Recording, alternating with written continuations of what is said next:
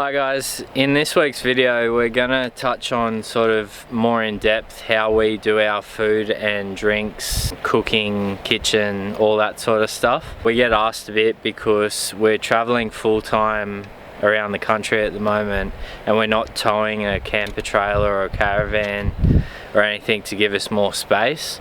A lot of people seem to be interested in how we make the food and cooking side of things work in a more compact setup.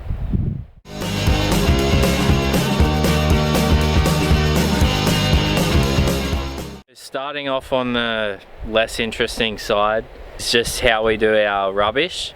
Before our trip we got a custom made carrier on the spare tyre done by Total Trimming in Lismore. Basically it's just a leather cover for the spare tyre to stop it from weathering, but there's two side pouches which we use for other little things, and this main section at the back which we use for our rubbish.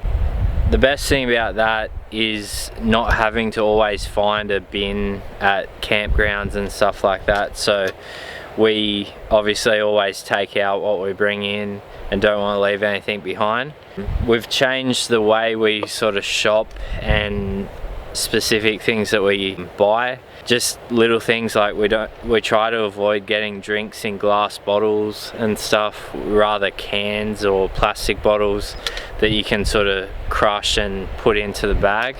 Just makes it last a lot longer and makes it nice and easy to carry your rubbish out with you. For traveling around Australia, how we've sort of been using this, we've been going about 11 months now, it's been working pretty good, is we just put basically like a large bin liner bag inside of the back there. We just use the bin liner bags to fill up and then store it in that rear bag, and as soon as we get to the nearest town we find, you know, bins or skips that we can put it into the bins when we get into the next town, because sometimes we'll go a week or so without actually getting to a place that has rubbish pickup, so it's good to be able to store a fair bit in there. We did have a custom drawer fit out done, which we've shown in several other videos. Specifically related to food and cooking, there's only a few parts of it that we use for that. The two smaller drawers up here are just used for clothes storage and stuff like that. This skinny drawer above the fridge, the front section there we actually use for cutlery. So we got a set of titanium knife, fork and spoon sort of thing each before we start traveling. That's all we've needed. You only need one fork, you only need one spoon per person.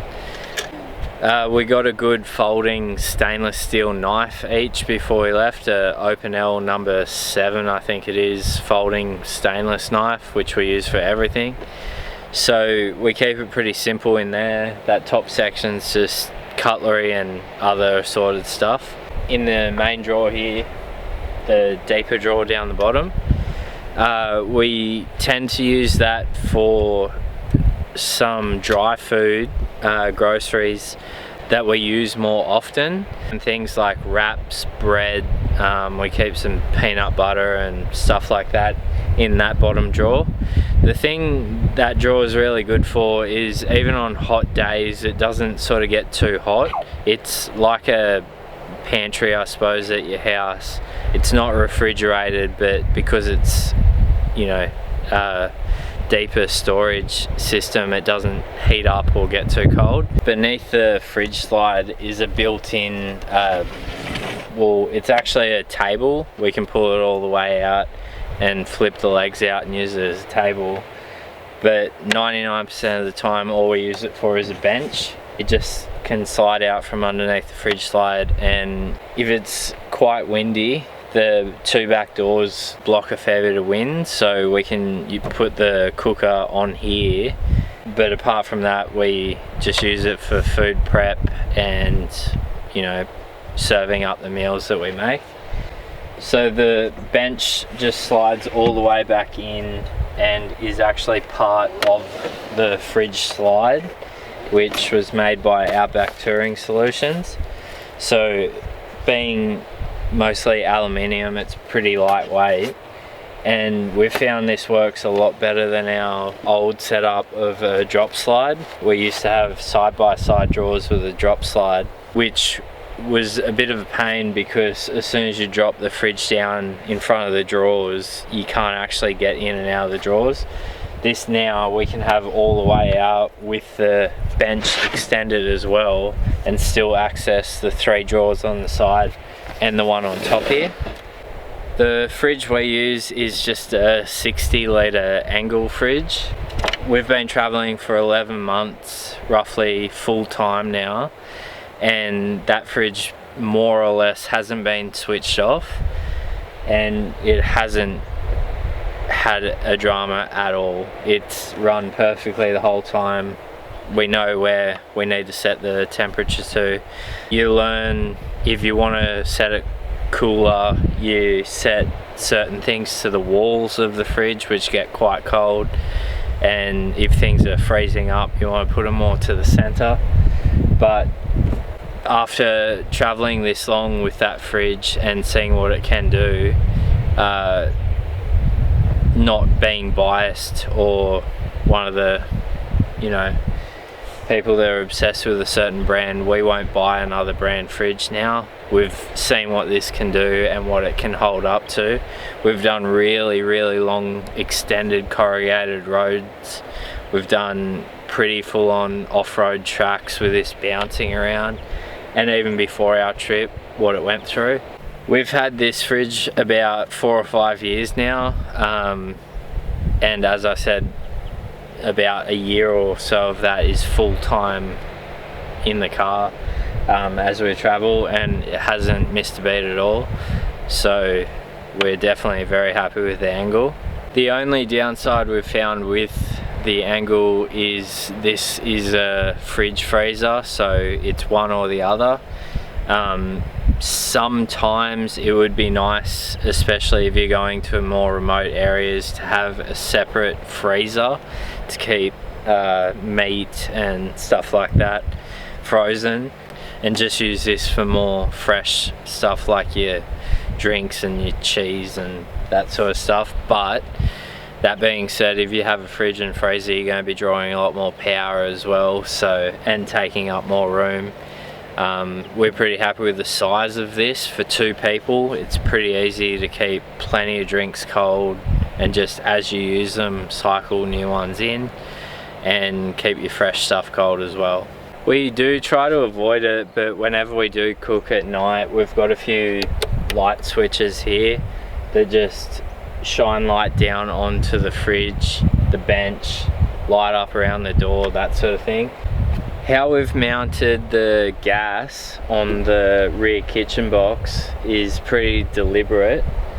The back of the Patrol slants in, so when this straight box was made, there was always going to be a bit of dead space up here.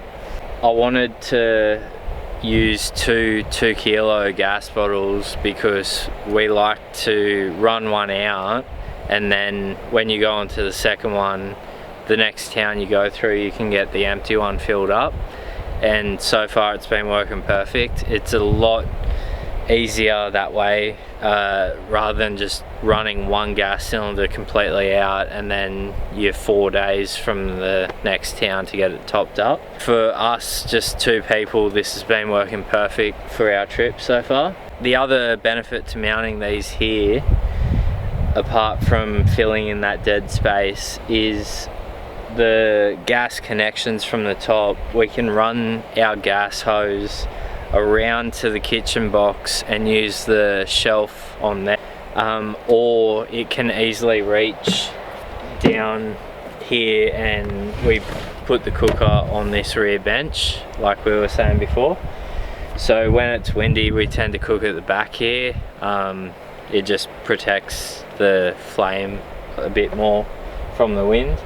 The hose can actually reach the cooker here and also slide the whole fridge out sort of forward and reach the whole way around. It's easy to be cooking in here protected from the wind and still access the fridge, which is good. The actual gas hose that we got is just a generic one that we bought with the cooker itself. It's just we wanted to make sure that it could reach the lengths that we needed. I'm sure you could probably get one custom made to a longer fitting if you needed it, but that's something we didn't want to really have to do, because if anything happens to that hose, we can generally just find a local camping store and replace that hose, and we know we can still access the cooker where we need it to. The way we mounted these two gas cylinders is pretty simple. It's just a bit of steel plate with cutouts for the cylinder to fit inside, and then just a stainless steel rod through there with a padlock. So all we have to do is undo that padlock, slide that bar out, and then the two cylinders just pop straight out and we can get them filled. In a camper trailer or caravan setup, it's nice to be able to have 2, 4 or 9 kilo gas bottles and never have to worry about it. But in a single vehicle setup, we didn't want to run that much weight, and honestly we don't have the room to do that anyway. So like we said, for 2 people this has been more than enough. We don't cook every meal with the cooker, we use a jet boiler as well. A lot of meals we try, if we don't have to use gas, we won't, just make sandwiches and stuff like that. So that makes these two 2 kilo cylinders more than enough. The main part of our kitchen cooking storage setup is this rear kitchen box. So anyone that set up a wagon before for touring would know you can run out of space pretty quick, especially when you've got like your cooker or your pots and pans and that sort of stuff. It does take up quite a fair bit of room in your rear drawer setup. So this rear box is just, it's pretty simple setup. There's a lockable handle here, which lifts up.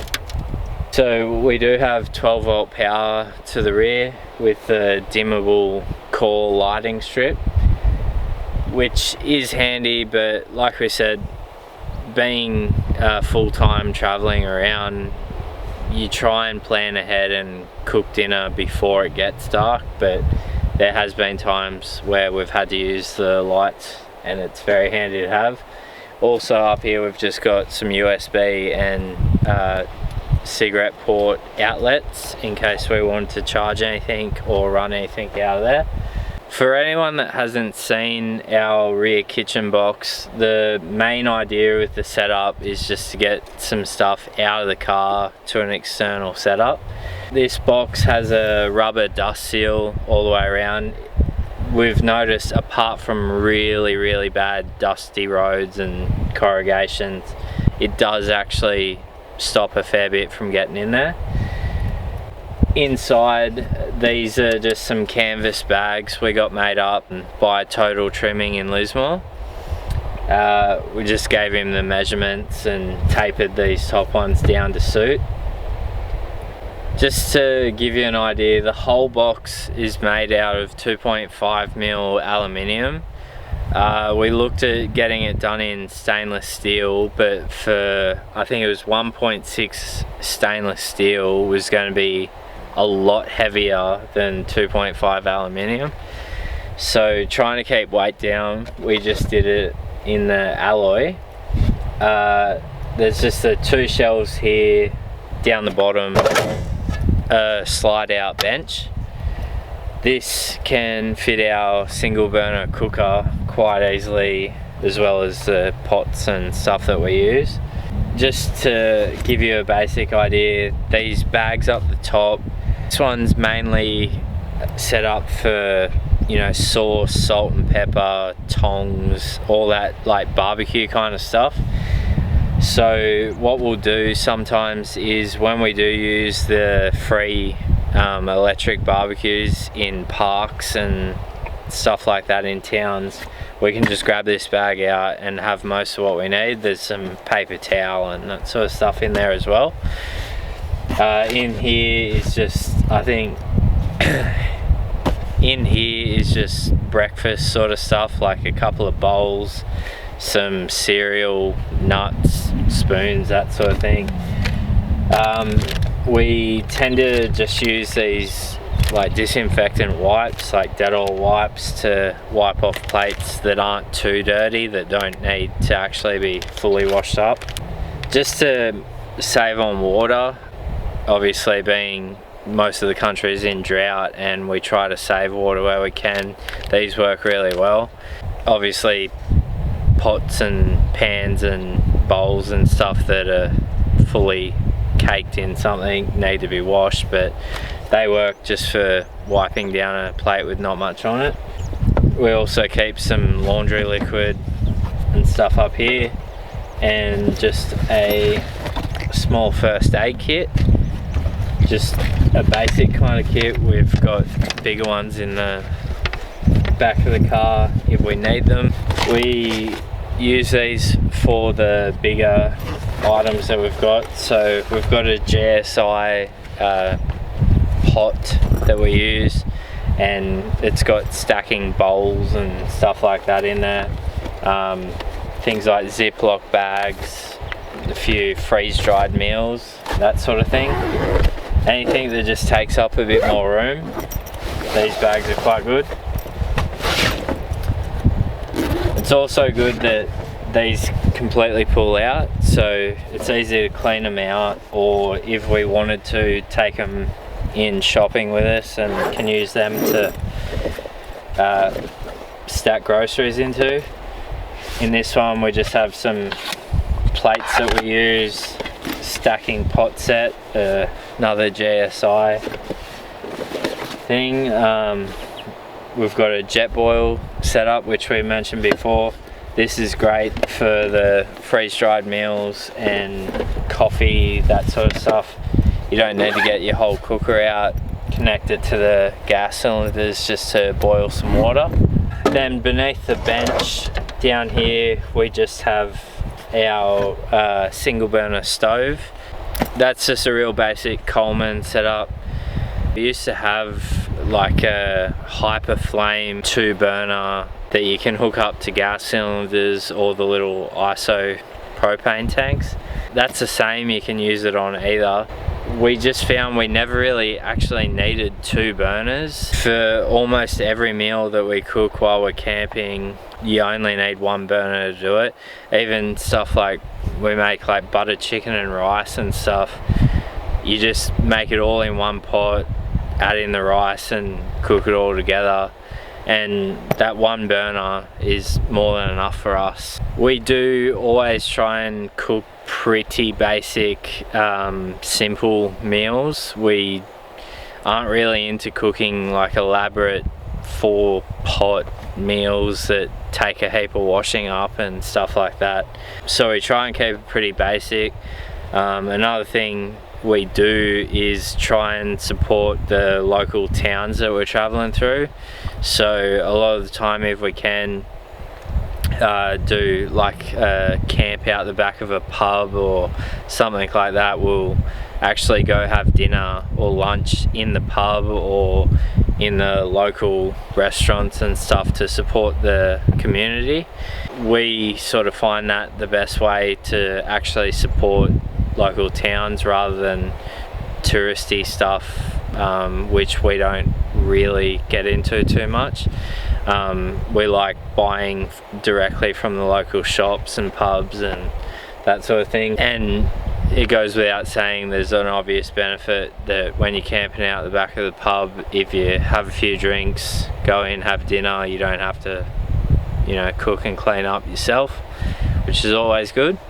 Finally, on the kitchen box, the lower 1/3 or so is just a simple gravity fed water tank.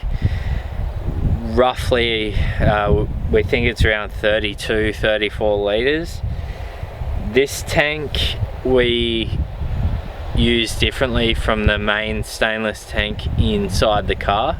So the main tank in the car will only put in fresh drinking, you know, grade water that we know is fine to use for anything we need. In the back tank here, we're not so fussed. We do have a pump that can pump out of creeks and stuff like that. The main thing we use this rear tank for is, you know, washing your hands when you're cooking and just general day-to-day. Wash your hands, brush your teeth. We use it in our scrubber bags to wash our clothes, and mainly just drinking water for our dog Scout. So this water's not as drastic to have fresh, clean, you know, drinking water in there. We have found that that amount of water at the back tends to keep us going. The main thing that really zaps it out is obviously doing loads of washing. If we're not using that for washing, it tends to last us a fair while. Another thing we've been doing as we go more remote areas is we always like to keep, you know, a 12 pack of drinking water from Woolies or something in the car.